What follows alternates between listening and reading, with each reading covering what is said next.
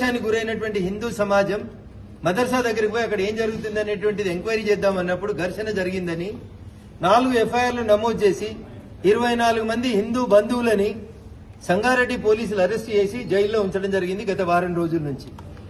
అసలు ఈ మదర్సాలో ఏం జరుగుతుంది, అంత చిన్న పిల్లల్లో ఇంత విద్వేషం ఎందుకు వచ్చింది హిందూ మతం మీద అనేది విచారణ జరిపేందుకు నేను పోతే అక్కడ ఘర్షణ అవుతుందని నాకు సన్నిహితంగా ఉండేటువంటి కొంతమంది మిత్రులతో ఆ మదర్సాలో ఏం జరుగుతుంది అనేది విచారణ చేసినప్పుడు ఆ మదర్సాలో మొత్తం 70 మంది విద్యార్థులు ఉన్నారని, ఆ 70 మందిలో 65 మంది విద్యార్థులు కిషన్ గంజ్ అనేటువంటి జిల్లా బీహార్ రాష్ట్రానికి సంబంధించిన వాళ్ళమని చెప్పడం జరిగింది.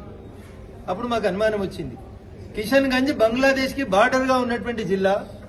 బంగ్లాదేశ్ లోంచి చొరబాటుదారులంతా కిషన్ గంజ్ లోకే వస్తున్నారు. కిషన్ గంజ్ లోనే హిందువులను చంపేసి వాళ్ళ భూములను రిజిస్ట్రేషన్ చేసుకుంటున్నారు. కిషన్ గంజ్ డెమోగ్రఫీ డిస్టర్బ్ అవుతుంది. ఈ టైంలో కిషన్ గంజ్ వాళ్ళు జిన్నారంకి ఎందుకు వచ్చిండ్రు, గీ మదర్సాలో వాళ్ళు ఎందుకున్నారు, 1000 కిలోమీటర్లు ట్రావెల్ చేసి వచ్చి గీడ మదర్సాలు ఉండాల్సిన అవసరం తల్లిదండ్రులు ఉండగా పిల్లలకి ఏమొచ్చిందని ఎంక్వైరీ చేసి చూస్తే ఆశ్చర్యకరమైన విషయం ఏంటంటే ఆ మదర్సాలో టీచర్లందరూ కూడా మాది కిషన్ గంజ్ బీహార్ అనే చెప్తున్నారు.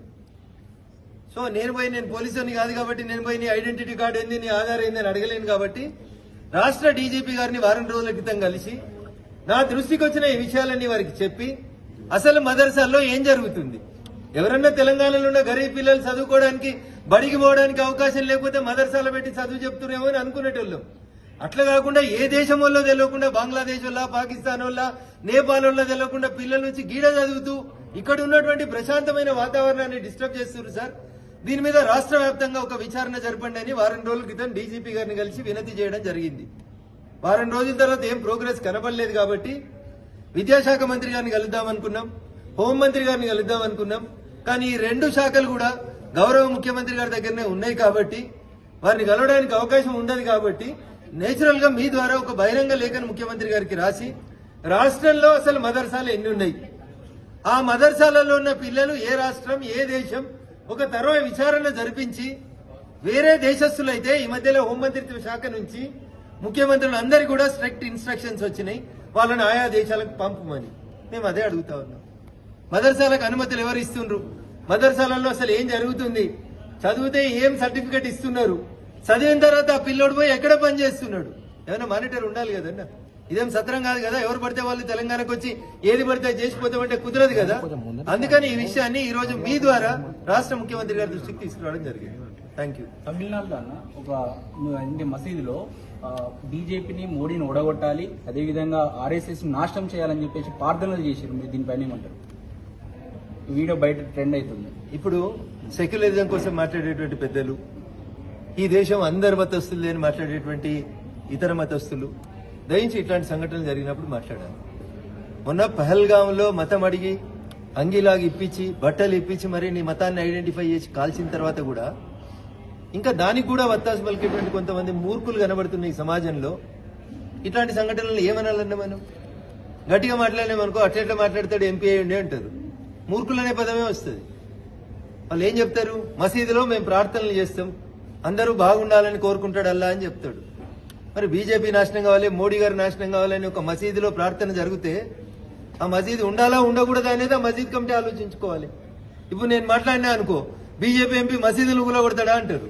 నేను మసీదును గులగొట్టమని అంటలేను. ఆ మసీదు నిర్వహిస్తున్నటువంటి మసీద్ కమిటీ ఇట్లాంటి మీటింగ్ జరిగినందుకు ఏం చేస్తుంది అనేది సమాజం ముందుకు వచ్చి చెప్పాలనా వద్దా? మీరు చెప్పకపోతే మాట్లాడేటోళ్ళు మాట్లాడడం స్టార్ట్ అవుతుంది. అందుకనే ఉత్తర భారతం దక్షిణ భారతం అని మాట్లాడుతున్నటువంటి మూర్ఖులు కమ్ మేధావులైనటువంటి సినీ నటులారా దీని మీద మాట్లాడుండ్రి, దీని మీద స్పందించుర్రి. తమిళనాడునే పోటీ చేసి పార్టీలు పెట్టుకుని పెద్ద పెద్ద నటులమని నటిస్తారు కదా, మీడియా ముందుకు వచ్చి ఉత్తర భారతం దక్షిణ భారతం అని నటిస్తారు కదా. You start discussing on such type of incidents. పరమత దక్షిణ భారతం అని నటిస్తారు కదా, you start discussing on such type of incidents. పరమత సహనం కలిగి ఉన్నటువంటి వాళ్ళు హిందువులు కాబట్టే మీరు చేసేటువంటి తప్పుడు పనులన్నీ ఇంకా ఈ దేశంలో నడుస్తూ ఉన్నాయి.